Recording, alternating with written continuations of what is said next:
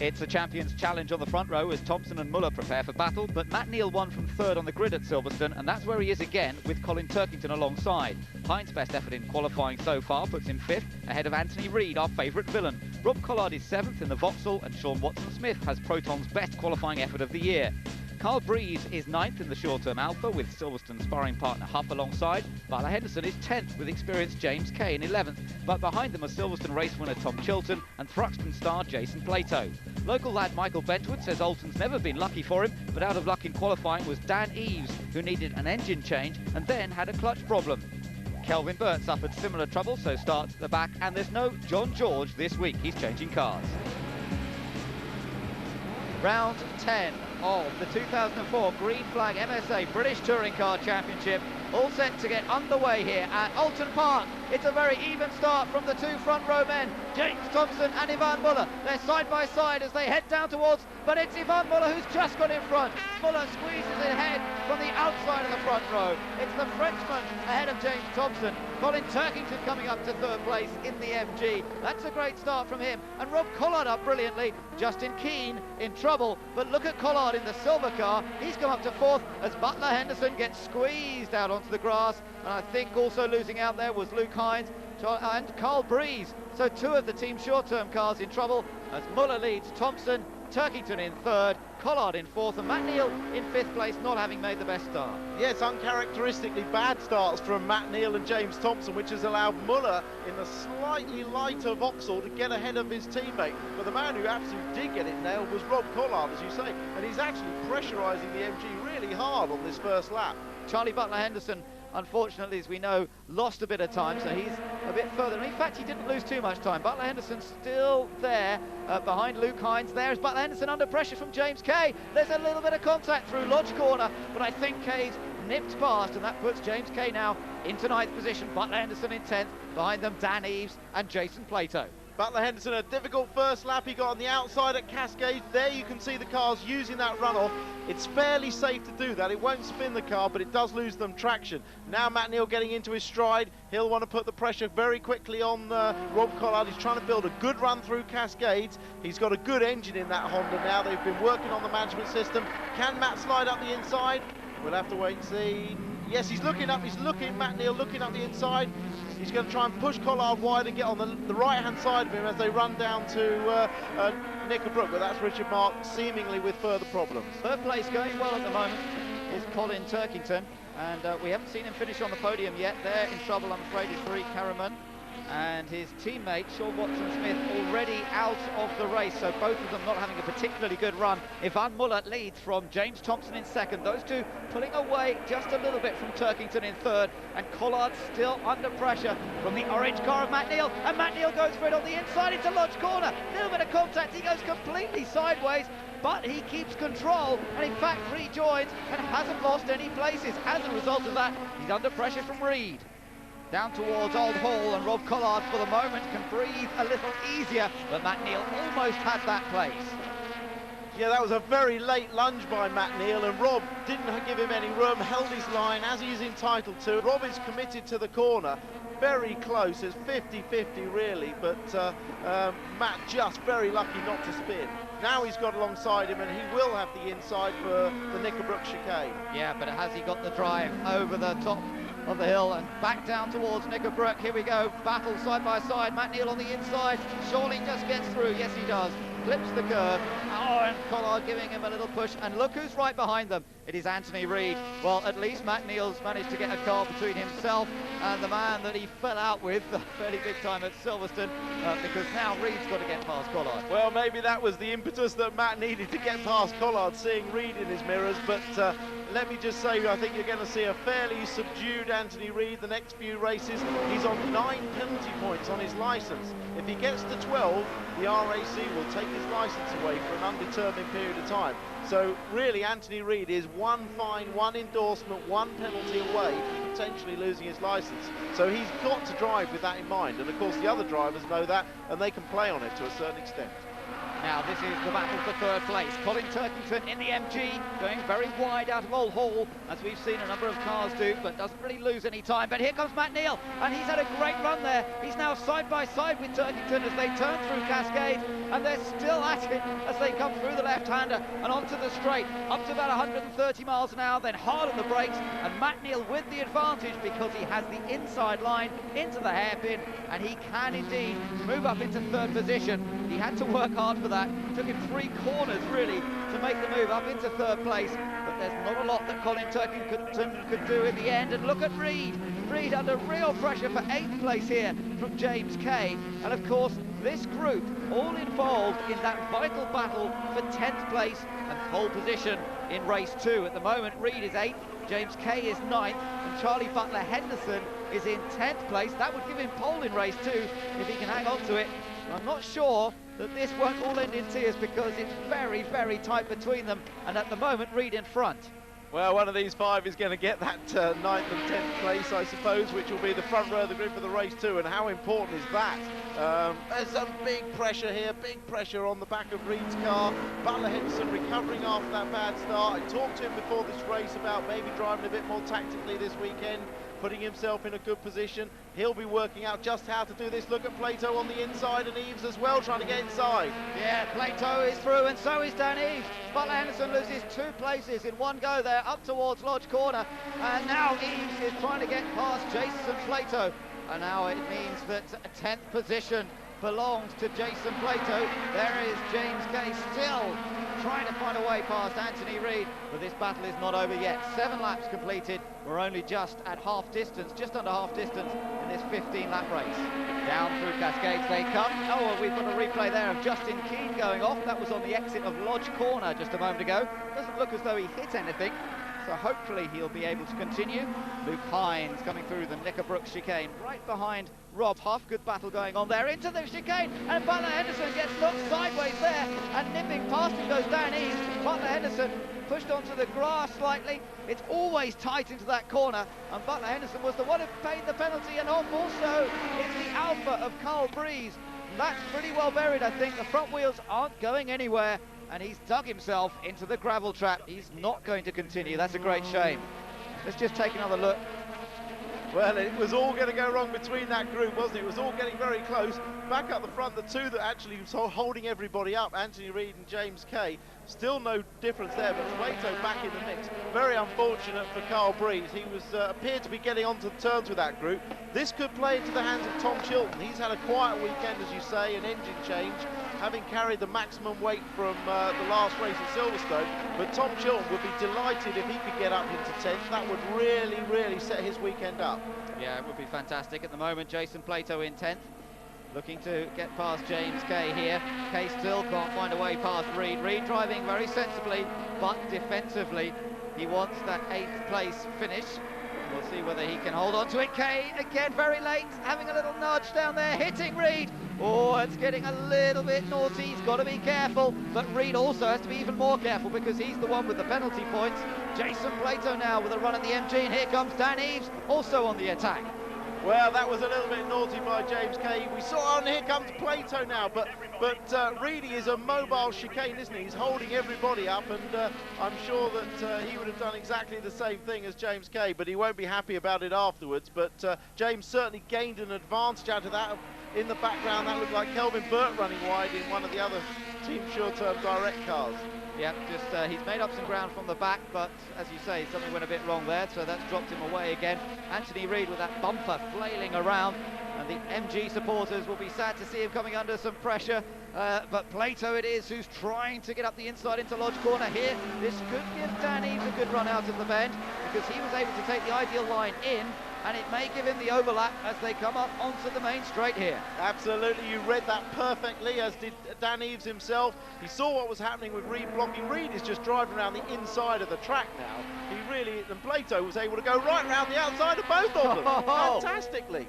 Oh, and there was getting a Butler Henderson getting a shove from Michael Bentwood, and Jason Plato has gone right round the outside of those two. Dan Eves now finally gets past Anthony Reid. Michael Bentwood's next up now to try and make a move on from the MG, but Reed really struggling. He can't hold them back, and Plato in the end decided, well, the only way to do it was to go around the outside. That's what he did. That's put him into 8th, but problems for his teammate Rob Huff. Now, I wonder what's happened there. Luke Hines also off at the same area. Let's see what happened. Huff was on the outside. Hines went for a lunge down the inside. Didn't look as though he was alongside as they went into the corner. Contact was made, and Huff able to continue, but I think it has damaged Luke Hines' car because he's out and watching the rest of the race. Well, there is Rob Huff, and he's now coming under pressure from James Kay. In fact, so Kay taking advantage of all that situation. He gets late on the brakes, down the inside and through at Lodge. Rob Huff with damage to the front of his car. You can see all the brake ducts hanging down. And one of the other factors is that the Seats, the BTCC cars, have different brakes to the British cars. And this circuit is one of the hardest circuits. Oh, a lock-up from Collard there. Can he keep it on the track? Just keeps it on the track. Well, I said he was having problems with his brakes, and he showed it to us there just on this last lap. But he's still going to recover and keep that excellent 5th place. But up front, it's all about Ivan Muller, who's going to take the first win of the day ahead of his teammate James Thompson. It's been close between the two of them. It all came down to that great getaway from the outside of the front row. Muller takes the win. Thompson finishes in 2nd, and 3rd place goes to Matt Neal, who had to battle his way back up the order after a tardy start himself in the Honda. Ivan Muller's 2nd win of the season allows him to close within 2 points of Thompson. Matt Neal had to work for that 3rd, but Turkington celebrates his best finish of the season in 4th. Anthony Reid's convoy leading efforts were due to a misfiring engine, and he didn't even have the power to use top gear on the straight. But then again, our race winner also had his mirrors full throughout the race. Ivan, you look like you've hardly broken any sweat there. Yeah, you know, this race was very tough, like every race. But when you have a guy like Jimmy on your back, you can't do any mistake. Every tenth is important. You can see after 15 laps there is only 8 tenths between Jimmy and me. So you have to be focused 110%. We got a little bit of a drama with the clutch, and I had a bit of a horrible start, and then it was clawing it all back from then. But those two just managed to make a break, and it was too big to jump on him. A familiar looking top 3 there, but in the coveted 10th spot, which becomes pole for race 2, is Anthony Reid. However, he's got a few engine problems. Can he get them sorted before race 2? Find out after the break. Well, alongside Reid, it is Dan Eves in the Honda, but right behind are the 2 Seats of Jason Plato and Rob Huff. James Kay made up 6 places in race 1, and he starts alongside Rob Collard, who's 6th on the grid. Colin Turkington carrying a lot more ballast than earlier on. Matt Neal's car also heavy, but not as heavy as the 2 Vauxhalls of Thompson and Muller. They really have their work cut out. Tom Chilton starts 11th. Kelvin Burt is missing from his slot. Then Michael Bentwood will hope to outdrag Harriman's Proton from row 7. Jason Hughes had fuel pressure problems earlier on. Luke Hines had steering damage, as did Butler Henderson. But there's others at the back that we have to watch out for, hopefully coming through throughout the course of this race. Round 11 of the Green Flag MSA British Touring Car Championship, all set to get underway here at Oulton Park. It's Reid versus Dan Eves on the front row. Away they go. Great start from Dan Eves and from Jason Plato on the 2nd row. Also Colin Turkington coming up through the middle in the MG. But it's Dan Eves who's got the edge as they go into the 1st corner, and Reid has to settle for 2nd place. Plato's up to 3rd. Matt Neal on the grass as he comes through Old Hall. Gets back onto the track safely, trying to make up some ground, but Matt Neal, of course, carrying quite a lot of ballast as he comes down towards Cascades, putting the pressure on James Kay. There's Thompson on the outside, Muller was on the inside, hasn't made much progress, and up front, it's Dan Eves with a great opportunity here. He's never won a British touring car race, but at the moment he's in front of Anthony Reid. Great start by Dan Eves. This is a real opportunity for him. Further back, there's lots of squabbling in the pack. Oh, 3 abreast here, both the Seats and Rob Collard on the inside. Rob could get this place. He's on the inside. He's got the speed down the straight. 3 into 1. Difficult. Oh, it's tight, tight, tight. Plato and him make contact, and it's Huff. It's Huff who suffers. Rejoins. Collard's up to 3rd, and that's interesting because Plato and Collard had a war of words in the paddock yesterday, and it's become a war on track in race 2 here. Absolutely, but Collard was in the right place there. He was on the inside. It was very tight. Rob did nothing wrong at all. He's made another good start like he did in the 1st race. Huff went across the grass, and the rules say that if you don't gain an advantage, you can carry on and not stop. If you do look like gaining an advantage, you have to stop, but his position's held at the moment. Matt Neal, meanwhile, getting a bit of a run there with Colin Turkington.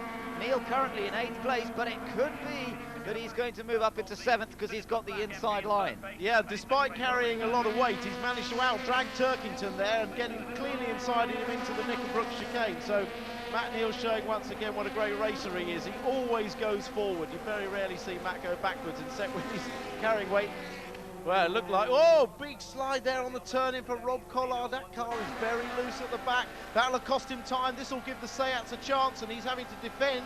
Will Plato try and dive up the inside? He's looking at it. The car's squirrely on the brakes. So just even at the moment, we can see the Seats, even though they get a run, they just haven't quite got enough brakes at the moment to outmaneuver Rob Collard.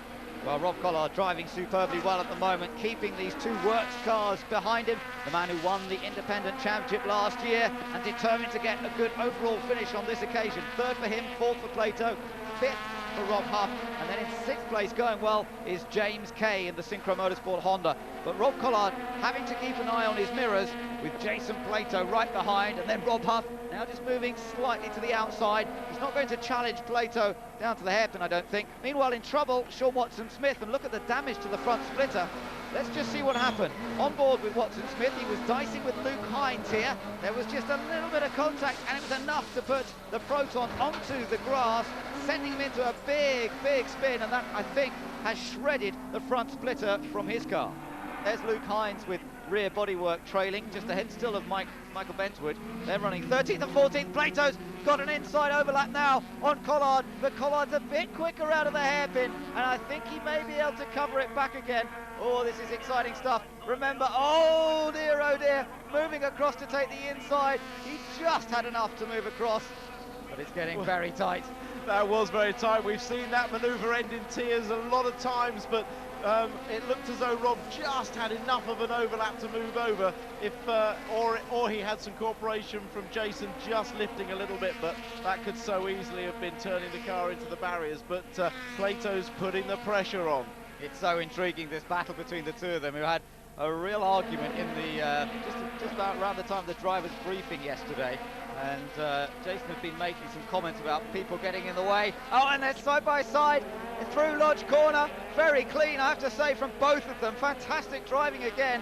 Very clean. But Plato now has the inside line for Old Hall. This could be his opportunity. Down on the brakes they go. And Huff's going to follow him through if he can. And Collard's going to lose 2 places in one go. Oh, no, they're both off. Oh, could be a big hit. What a shame, because that had been such a great dice between these 3 cars. And Rob Collard and Rob Huff end up in the tyres on the exit of Old Hall Corner. Jason Plato's up into 3rd place, 4th place now for James Kay, and 5th place for Matt Neal. That was really unfortunate for both Rob Huff. They come into the corner, Huff is trying to get down the inside with his teammate, and I think it's okay until just here there's a little bit of contact, and that fires the cars off left. Normally the cars can run side by side through there, just run out on the plastic grass, but they just made contact, and that got them out in the wrong direction, pointing at the outside into the grass, and then they were passengers. But hopefully they're both okay. Rob, what was going on? Jason made a move up the inside of Rob. I was close enough to Jason to follow him through, and then on the exit of the corner, I mean, Rob's just been like it all weekend. He bulked Jason yesterday in qualifying, and then today, you know, he's trying to, Jason's up the inside of him down the back straight, he's trying to push Jason on the grass, and then, yeah, got the run on the inside of him. I was faster than him coming out the corner, but he didn't want none of it, and just planted his car and just kept turning right and just took me off the track and took himself with us. Going very slowly as they come out of Lodge Corner. The safety car ready to go into the pits, is it? They're waiting, yes. Last minute call there, last minute decision. They had to clear everything at Old Hall. The safety car in, and Danny gets going, and he puts his foot down and makes a little bit of a break. Bad restart from Anthony Reid, and it means that Jason Plato's trying to go all the way around the outside. Plato moving up into 2nd place. He's through, if he can hold it, get it back from the grass, and it looks as though Plato's done it. He's into 2nd, Reid gets pushed down to 3rd, and James Thompson now is the next who'll put the pressure on the MG. Well, I'm fairly sure, looking at that restart, that Reid has not got 100% performance out of that MG. He was slow away, and he's just struggling a little bit on the straights, I think, but at least he and Plato proved that you can go side by side through Old Hairpin with a bit of cooperation. Yeah, Meanwhile, behind them, Tom Chilton getting squeezed out a little bit. That was Muller trying to get past Chilton in the background. And still behind him at the moment as they come down the hill. Thompson now under pressure from Matt Neal for 4th place. And right behind them is Turkington and Charlie Butler-Henderson's in there as well, a bit further back. So this is good battling. Chilton, Muller, then Charlie Butler-Henderson, and then behind him Luke Hines, James Kay. All of these cars, of course, closed right up together again as a result of the safety car being out there. And behind them, I can see Farouk Harriman in the Proton coming under pressure from Justin Keane as well. Thompson and Matt Neal in the battle for 4th place. You can see how that weight again is affecting Thompson. He's not able to stay with the top 3, but what a great restart from Dan Eaves. Oh, and Plato sideways there as Matt Neal gets down the inside of Thompson and he takes 4th place.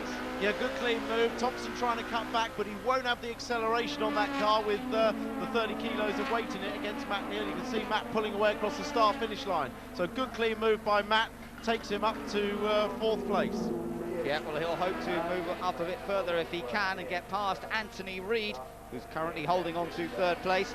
But behind them, there's a good little battle going on as well between Colin Turkington on the inside there, Tom Chilton trying to go up round the outside as they come down towards the hairpin. And Chilton, of course, race winner from Silverstone last time out, now finding his work cut out.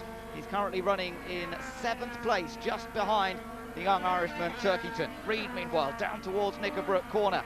And Matt Neal chasing that MG for all he's worth, trying to get past him if possible. And this is a good run from Neal, considering he's carrying quite a lot of ballast from the first race of the day. That Honda seems to be carrying the weight a little better here at Oulton Park than we have seen on some previous occasions. Up towards Druid. Reid still defending the road, but not really having to go too much in the middle of the track. Neal chasing him on the exit of that 100-mile-an-hour right-hander and up towards Lodge Corner. Can he get anywhere near him on the brakes? I don't think he's close enough. Reid again has the position, is able to turn in ahead of Matt Neal. Meanwhile, behind them, James Thompson no doubt will be hoping that the two of them come to blows as they did last time out at Silverstone. Then behind is still Turkington versus Chilton. Oh, Harriman trying to get off the grass. He probably could do with some rallycross tyres, the amount of time he spends on the grass. Just take another look at that. He came out of the hairpin. There was a battle with Justin Keane, and he turned around the front of the BMW and smacked straight into the barrier. So, end of race for the Malaysian, I'm afraid. Meanwhile, Anthony Reid is still in 3rd place. Matt Neal has not managed to find a way past. And here's Tom Chilton, still in this battle with Colin Turkington. It's another MG versus Honda battle, like we've got slightly further up the road. But Chilton also finding it a bit difficult to get past the ZS. But there are no problems for Dan Eaves. He's coming through to take his first ever win in the British Touring Car Championship. What a fantastic performance from the 28-year-old. He's come through, he's done it, and he'll be so pleased about that.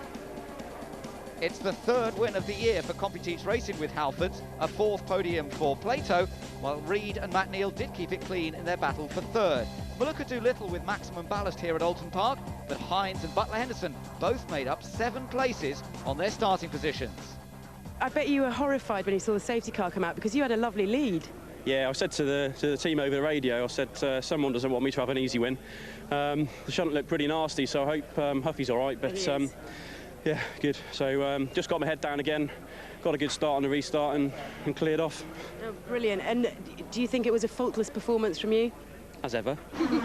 Dan Eaves has never run with maximum ballast on board, and he has Plato next door. Reid is missing as a result of those problems. Matt Neal will have more space, but so will James Thompson, who's been making good starts this year. Turkington starts from 6th. He'll be chased by Tom Chilton's Honda again, and by Muller's Astra, now much lighter. Luke Hines could be a threat from row 5 with no ballast, while Butler-Henderson's aiming for another top 10 finish. Bentwood's next, ahead of James Kay, who suffered a swipe from Matt Neal in race 2. Carl Breeze has not made the top 10 today, nor has Watson Smith, while Justin Keane's BMW starts 13th alongside the Cartwell MG of Jason Hughes. Some quick cars start at the back in the shape of Collard, Huff and Kelvin Burt. But will they be able to make any impression on a circuit covered in oil?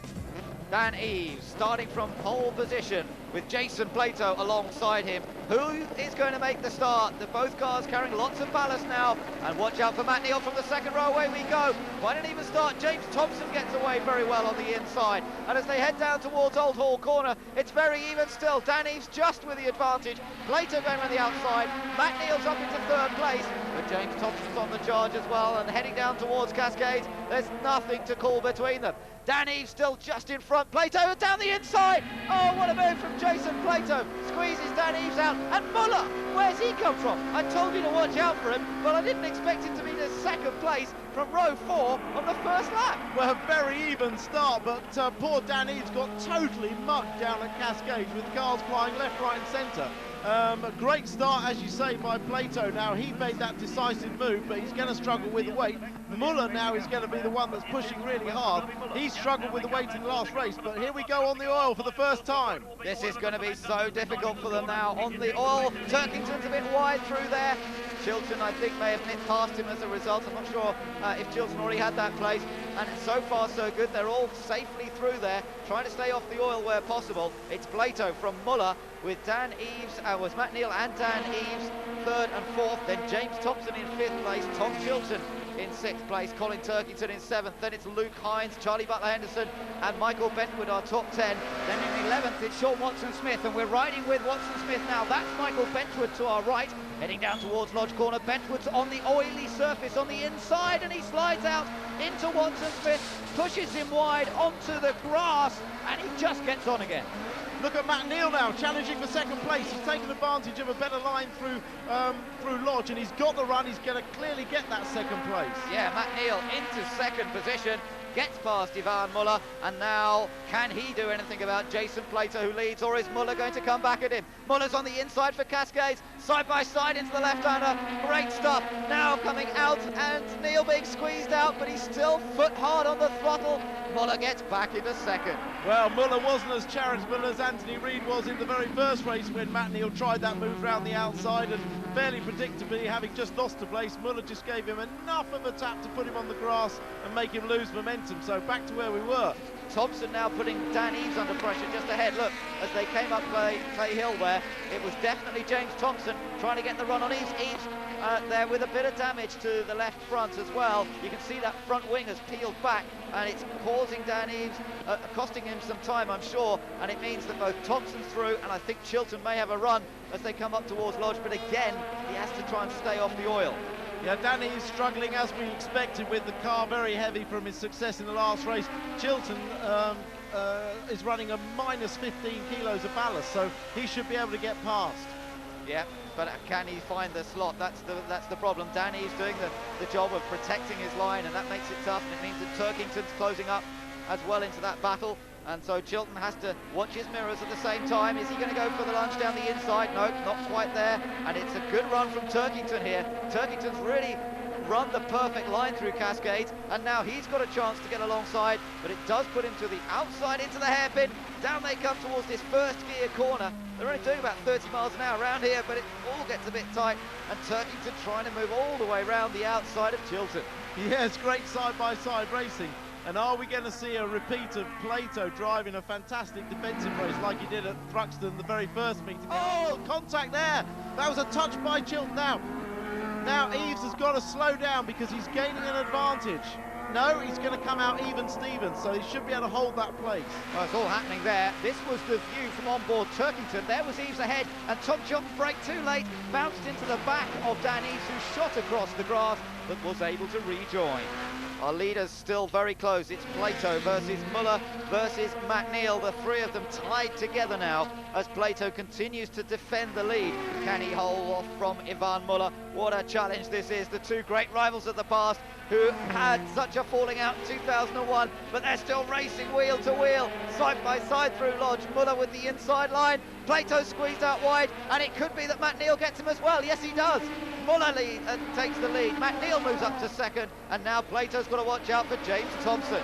Well, this is going to be a great battle now between Matt Neal and Muller.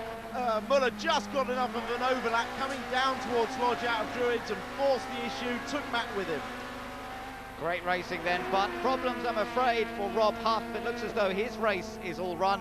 Let's hope that Jason Plato can uphold set honour still, even though he's been pushed down the order. Now, we're on board with Colin Turkington, and it's all very physical again in front of him between Chilton and Eves. Chilton on the inside, Turkington just giving him a little nudge into the hairpin there on the exit of the corner, trying to get back up the inside. Oh, it's Collard. I thought it was Eves, but it's Rob Collard suddenly appeared out of nowhere, and he's shot up to the front of this group. Fantastic racing by Rob Collard. I mean, he is just flying. He loves to race. He doesn't like getting punted off. He doesn't like the contact, but what a drive to get to the front of this group. That is amazing. He started at the back of the grid, remember. He was on the last row but one. He started in 17th place, 18th place, and he's all the way up there now. He's managed to get to the head of that group, and I think that's put him into 5th place now. That's remarkable as we watch the leaders come out of Druids, kicking up dust and dirt. I'm not sure. That was Plato. He ran wide and put a wheel over the curb, and it destroyed the front splitter. You can see he's destroyed the front splitter and the air intakes, crucially, for his brakes.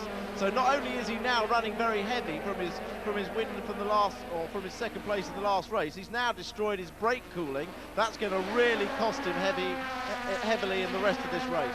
He's dragging it underneath, I think, too, and that's really going to hurt. Oh, that's good in a way. He's run over the curb. You almost wonder if he did that on purpose to clear it. Let's just see what happened up at Druids. Now, Plato came in, turned in nicely, clipped the first apex through here in 4th gear, but then ran wide over the curb there, and there are some raised sections of that curb, and they've ripped off the splitter, and that's what's done the damage to Plato's car, sadly. Through the hairpin they come now. Oh, and off goes Charlie Butler-Henderson. Butler-Henderson just shooting across from one side of the track to the other. Not quite sure what happened. Let's take another look on board here. The car just suddenly veers off. There must have been some sort of failure there, because he wasn't hit by anybody. He was just applying the power out of a slow corner. Look at this. Even further back, we've got Justin Keane in the battle here. We've got James Kay and Luke Hines. Oh, and off goes Justin Keane, and surely that's into the tyre barrier. Well, that's a shame for Keane. Meanwhile, we're on board Sean Watson-Smith here, and now he's under attack from James Kay. James Kay slips through, makes it look very easy. And Watson-Smith now under pressure from Luke Hines as they head down through the avenue, down towards Cascades. But I'm afraid it's all over for Jason Plato. The damage done to his car, too much to continue. And despite leading earlier on, he's out, he's gone. Well, Matt Neal's going to be very pleased with his day if he finishes there. This will be his biggest point haul of the year so far at one meeting, with a 3rd in the first race, a 4th in the second, and now lying 2nd here. He's really taken a good big points haul, and that's what we really want to see all year, is Matt taking the fight to the two Vauxhalls who have been so dominant. Look at the damage to Harriman's car. Well, he's had a big sideways impact with something, hasn't he? The car doesn't even appear to be going in a straight line, and oh, that's a shame. Kelvin Flirt had a real struggle this weekend with blown engines and a radiator that was broken. He got out in this race, but he's not getting a finish again. It's Ivan Muller who's looking to make it a double win here at Oulton Park today, and that will bring him up to the same tally of wins as his teammate James Thompson. So keeping it all even Steven as we continue throughout the season. Really is nothing to choose between these two star drivers. James came into the meeting with 3 wins. Ivan Muller came in with just 1, but now he's going to even the score with the 2 wins here at Oulton Park. But it's not been a bad weekend for Thompson. I think he'll be pretty satisfied, keeping Ivan Muller very much within reach. And for Matt Neal as well, it's been an extremely solid weekend, very positive for Honda and for the team with a win for his teammate earlier on today. But it's Ivan Muller who comes through to take the checkered flag at Oulton Park for the 2nd time today. Matt Neal follows him home in 2nd place. James Thompson takes 3rd, and the hero of race 3 is Rob Collard, who finishes in 4th position after a stirring drive from the very back of the grid. But let's just see what happens between Watson-Smith and Hines.